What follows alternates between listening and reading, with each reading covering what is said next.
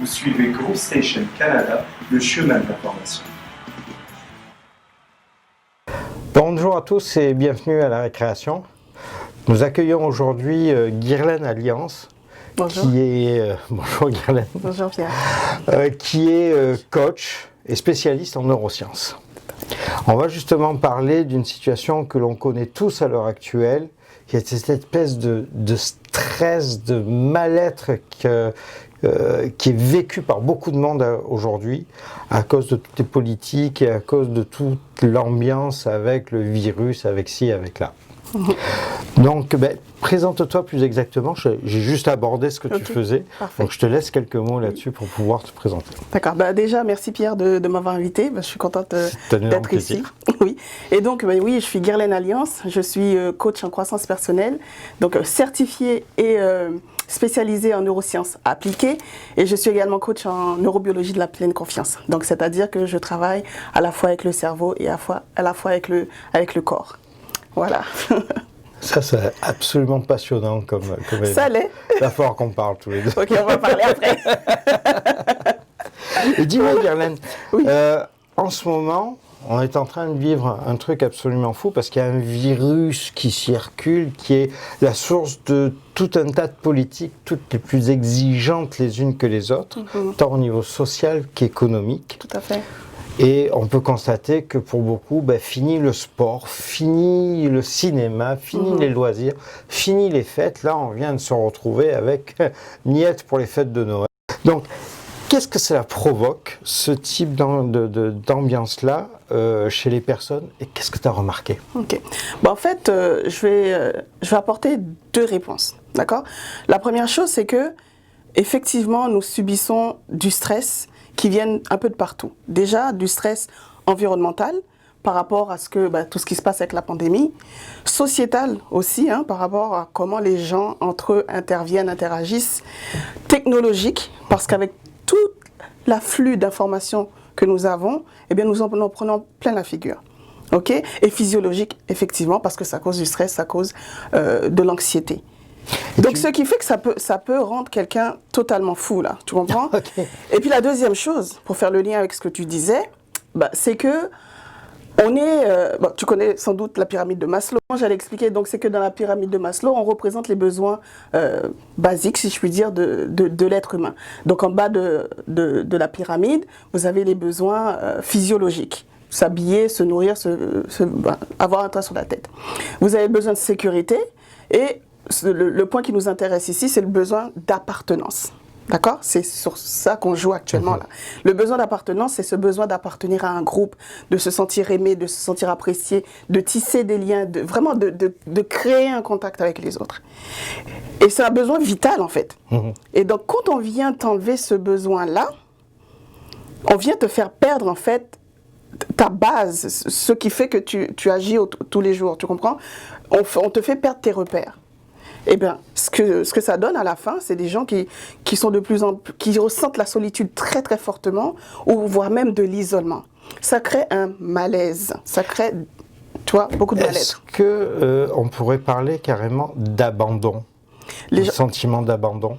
Bien sûr, parce que c'est ça que les gens vont ressentir, surtout nos personnes âgées. Justement, les petits-enfants ne viennent pas, les enfants ne viennent pas.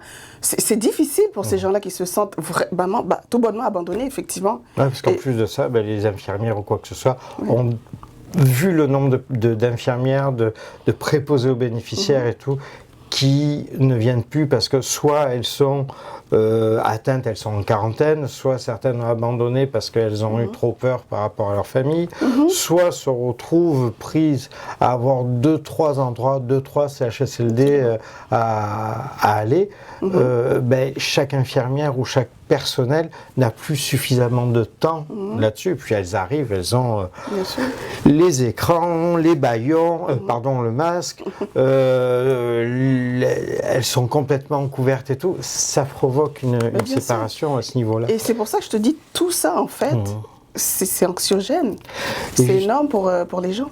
Justement, on a constaté, pour beaucoup là-dessus, on a constaté que les gouvernements, la presse en général et tout, ont eu des discours à 180 degrés.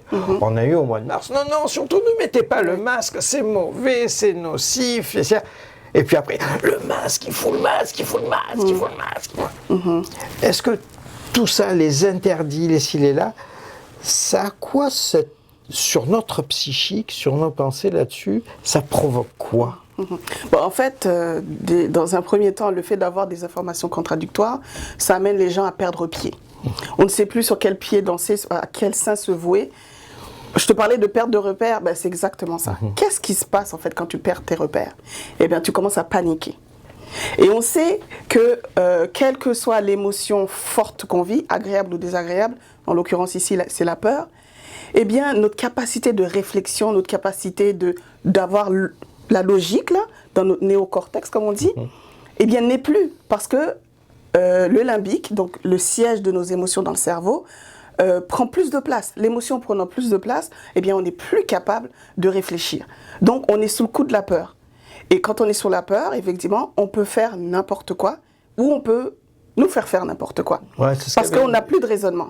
C'est ce qu'avait dit exactement Göring lors du procès de Nuremberg, quand on leur avait demandé comment le gouvernement nazi avait réussi à faire embarquer l'ensemble de la population allemande dans leur façon de faire, de ségrégation, d'élimination de toute une population et tout. Il a dit, mais c'est juste que on a amené la peur, et ça, c'est pas juste nazi, c'est tout, c'est les démocraties, c'est les royautés, c'est le communisme, c'est le capitalisme et tout.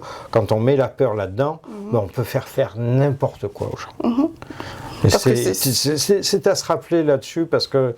Ben, c'est pourquoi on vous dit toujours ne prenez aucune décision sous le coup de la peur, enfin sous le coup de l'émotion. Voilà. Quelle que soit l'émotion, ne prenez pas de décision parce que notre côté réfléchi n'intervient pas. Okay, mais pour aller un petit peu plus loin, ce que tu disais, mais on va remarquer aussi que les gens sont complètement agressifs. Hein. Les gens sont agressifs, les gens sont irascibles. Ils sont irascibles, n'est-ce pas? Ils sont intolérants, impatients. Et il y a vraiment une scission au sein de la population aussi. Donc les répercussions, encore une fois, sont vraiment énormes sur soi. Tu viens de me faire penser à un truc là-dessus, c'est quelle étincelle justement ça peut provoquer sur l'ensemble d'un groupe si quelques-uns vont regarder un petit peu plus loin, vont mettre tout ça de côté, vont prendre du recul et vont faire leurs propres recherches et disent attention, on est en train de nous faire quelque chose de particulier. Attention, ça c'est pas forcément la vérité. C'est pas forcément ce qui se passe en réel. Attention, si ce qu'on appelle les lanceurs d'alerte ou que d'autres appellent des complotistes, des conspi machins, des trucs. Voilà. Mais sur l'ensemble du groupe, ça peut donner quoi là-dessus sur des gens qui sont là, qui sont attentifs au discours officiel, aux médias, etc. Bon, en fait, je dirais heureusement qu'il y a des personnes qui remettent en cause les dires, qui remettent en cause les informations, parce que c'est ça, il faut aller au-delà du statu quo en fait. Il ne faut pas juste accepter, prendre pour acquis ce que l'on dit, parce que nous, êtres humains, on peut se tromper aussi. Donc, n'importe qui, comme toi ou moi, ou plus haut dans les gouvernements, on peut se tromper. Donc c'est important de se questionner. Mais je te dirais que tant qu'il n'y a pas une prise de conscience de la part des gens, on pourrait toujours parler, on pourrait toujours dire ci, dire ça, comme tu l'as si bien cité, complotisme, machin. En fait, il faut que ça vienne de la personne. Parce que tu ne peux pas changer ce que tu ne sais pas. Tu ne peux pas. Donc, ne fais pas par la force. Il faut que la personne arrive à la faire, prennent assez de recul en fait, ou plutôt de la hauteur pour voir comment les choses se passent et se disent ah non, ça c'est peut-être pas bon pour moi, ou qu'est-ce qu'il y a derrière. Mais cette prise de conscience doit être individuelle et doit pas être imposée ou forcée, parce que de toute façon ça reviendrait à obliger les gens à faire des choses et ça ne marche pas non plus dans ce sens-là. Ça me rappelle justement, je crois que c'est... Si les spectateurs me corrigeront là-dessus, mais je crois que c'était José María de Heredia qui avait été invité lors d'une grande réunion de la Phalange en Espagne. La Phalange était le parti de Franco, donc le dictateur espagnol. Et quand il avait entendu un certain nombre de choses, il avait dit tout simplement: vous vaincrez, mais vous ne convaincrez pas. Parce qu'on n'est pas justement en train d'assister à ce type de mouvement, de vouloir vaincre et imposer certaines choses, plutôt que de convaincre l'ensemble de la population avec des propos et des dires véridiques là-dessus.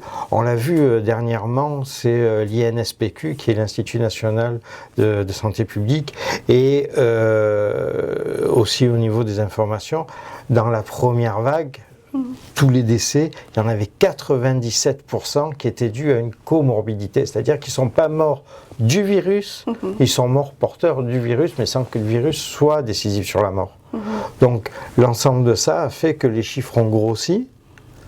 Mais en fait, le nombre de décès là-dessus s'est retrouvé, si on sont bons, aux alentours de 200 à peu près, donc moins qu'une C'est pour ça que je vous dis que c'est très important que chacun fasse le travail individuellement, d'aller chercher les informations, d'aller à la source, ou de chercher plusieurs sources, et pas simplement attendre qu'on leur dise ce qu'on doit leur dire en fait. On doit faire jouer notre capacité de réfléchir par nous-mêmes aussi, parce qu'on a notre cerveau qui est notre outil le plus puissant qu'on puisse avoir. Donc il est là pour une raison, donc il faudrait... C'est pas forcément évident quand on arrive, quand on se fait, pour ceux qui ont encore la chance de pouvoir avoir un emploi, un 5, un 9 à 5 là-dessus, un 9-17, on arrive, on est fatigué, on se met devant la télé, pof, on tombe sur les nouvelles, allez, on a la douche de mauvaises nouvelles, et justement toutes ces mauvaises nouvelles, ça provoque ce qu'on m'a dit, un effet nocebo. Est-ce que tu peux préciser ce que c'est que cet effet-là et ce que ça donne sur notre système immunitaire? Alors, bon, déjà, juste par rapport à la petite introduction que tu as faite, on choisit nos priorités. Hein. Donc, la personne qui fait son 9 à 5 et qui rentre à la maison, elle n'est pas forcément obligée d'allumer la télé. Donc, sa priorité, c'est peut-être se faire du bien. Il y a des multitudes de façons de se faire du bien, de se reposer en dehors de regarder la télé. Bon, ça peut être prendre une marche. C'est une habitude aussi que beaucoup ont pris. C'est vrai, c'est une habitude, mais les habitudes, ça se déconstruit, ça se remplace, pardon. Donc, on peut trouver d'autres moyens de vraiment de relaxer, de faire du bien. Ça, on pourrait revenir sur ça après. Mais alors, tu parles d'effet nocebo. Je vais commencer peut-être par parler de l'effet placebo. On entend placebo, placer, plaisir, bénéfique. Donc, par exemple, tu as un mal quelque part, là, et je te donne ce médicament, Pierre, je te dis ça va te soigner. Mais dans ce médicament, il y a du sucre. Mais tu penses que c'est un médicament et tu crois que ça va te soigner et ça va te soigner. Donc, s'il y a l'effet bénéfique du placebo, il y a l'effet inverse aussi, le contraire, qui est l'effet nocebo. Nocebo, nuisible, nocif. Donc, Donc, en fait, ce qu'il faut savoir, c'est que ce soit l'effet nocebo, donc on reçoit plein d'informations négatives, donc on croit à toute cette négativité-là, et le négatif se produit, ok? Mais que ce soit pour l'effet nocebo ou l'effet placebo, tout est une question de croyance. Et qu'est-ce que la croyance, en fait? La croyance, c'est l'idée, la pensée que tu crois être vraie, que tu prends pour vrai, et tu te conformes à cette vérité, et telle une loi, tu exécutes. Ok? Donc, parce que tu crois que c'est positif, ça va être positif. Et quand tu crois que c'est négatif, ça va être négatif. Donc, quand tu t'assois devant ta télé, matin, midi et soir, et que tu reçois des informations négatives, ben, même ton corps, en premier, réagit à la négativité. D'où l'effet qu'il y a beaucoup d'anxiété, beaucoup de malaise. C'est vraiment anxiogène, hein. On comprend?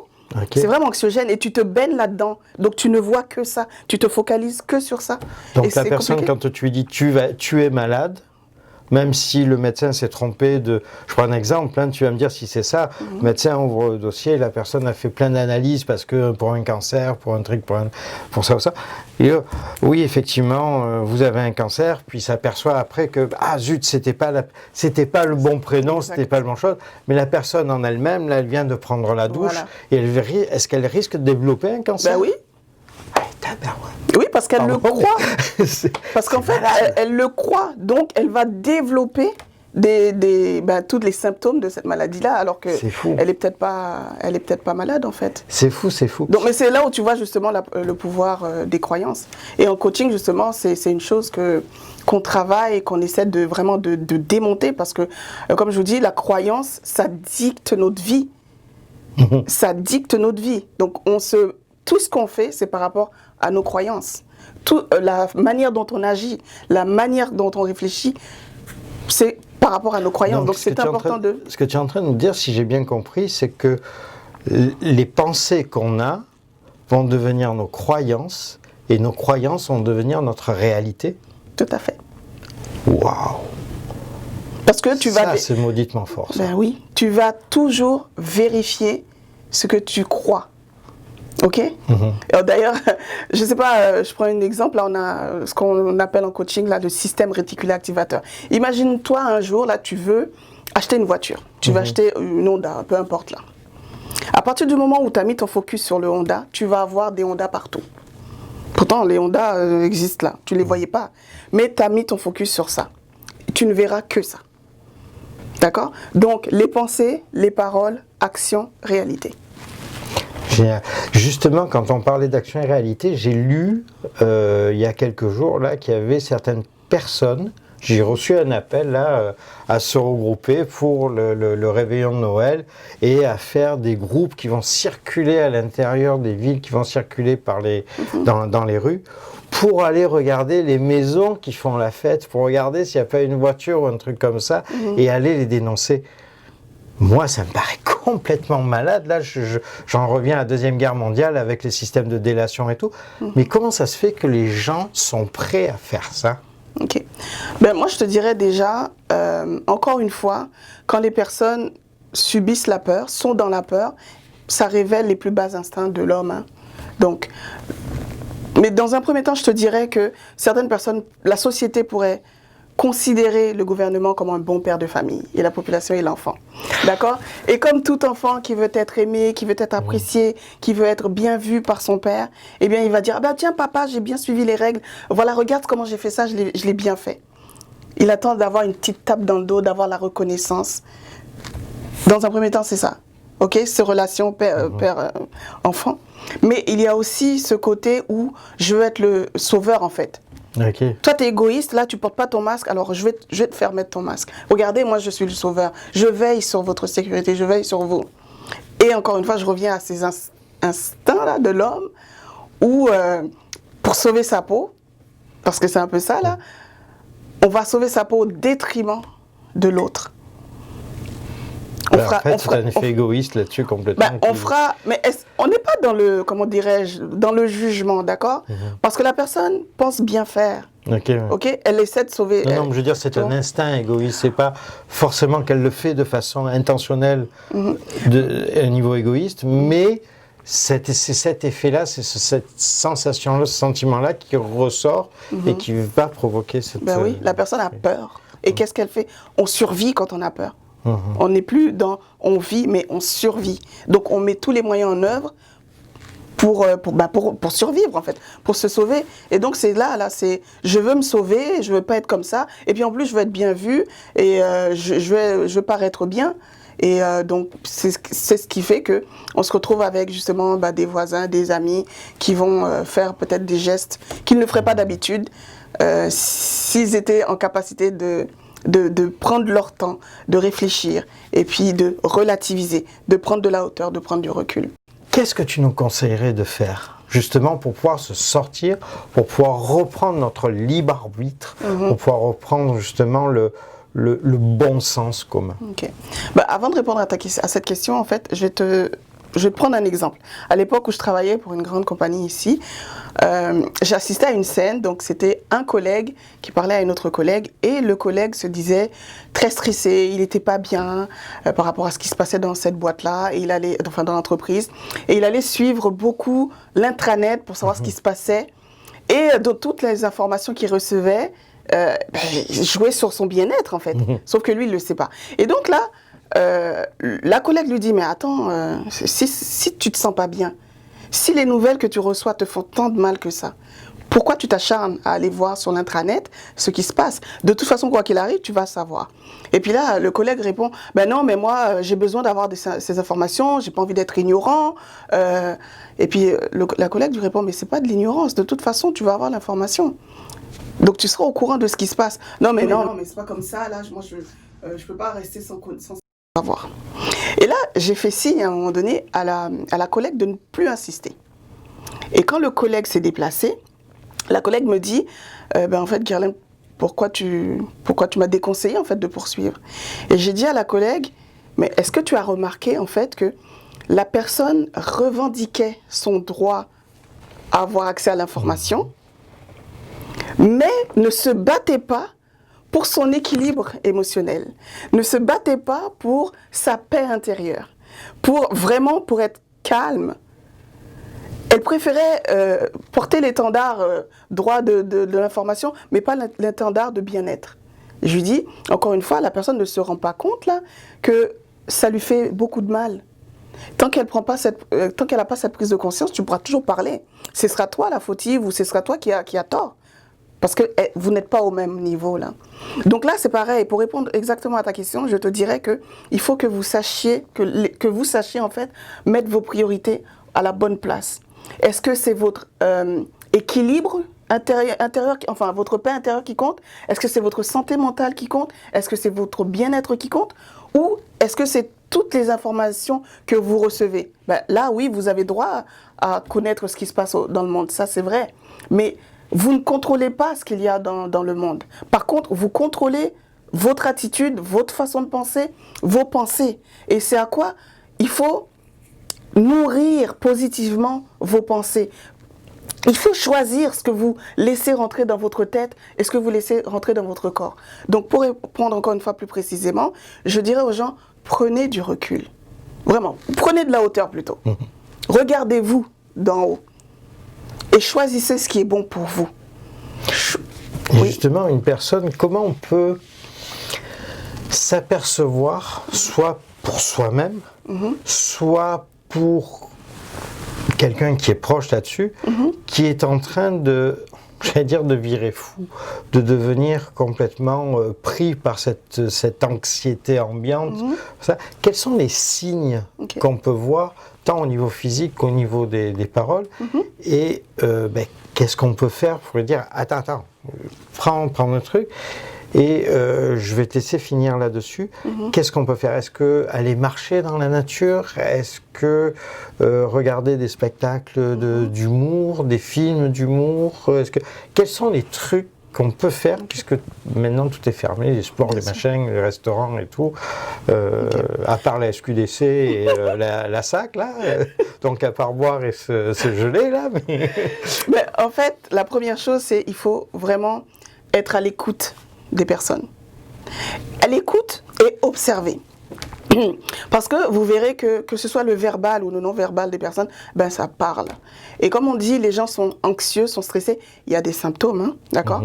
Et donc la personne qui commence à subir tout ça, là, psychologiquement, la personne va devenir hypersensible, elle va devenir très émotive, elle va devenir irascible, comme on parlait, agitée, vous voyez?